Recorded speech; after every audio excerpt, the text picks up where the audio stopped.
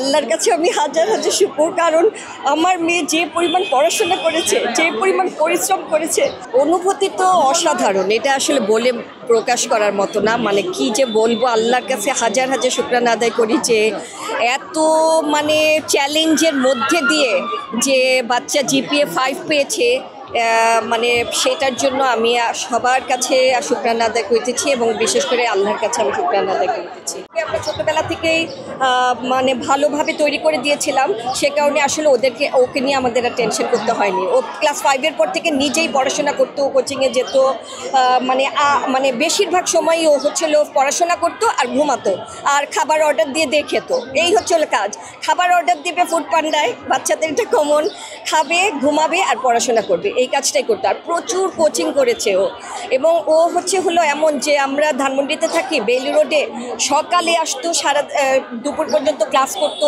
তারপরে 7টা পর্যন্ত একটার পর একটা ব্যাক টু ব্যাক কোচিং করতো, তারপরে যেত। ও দুপুরবেলা হতো রেস্টুরেন্টে যেত, রেস্টুরেন্টে বই খুলে পড়তো আর লাঞ্চ করতো একাই বসে। মানে ওর সবসময় টেন্ডেন্সি ছিল পড়াশোনার, এটা একটা ওর খুব ভালো দিক। ভবিষ্যৎ পরিকল্পনা কি? ইচ্ছা তো আছে পাবলিক ইউনিভার্সিটিতে বা বুয়েট, আইবিএ এগুলোতে দেওয়ার, দেখা যাক আল্লাহ যেটা রেখেছে সেখানেই হবে।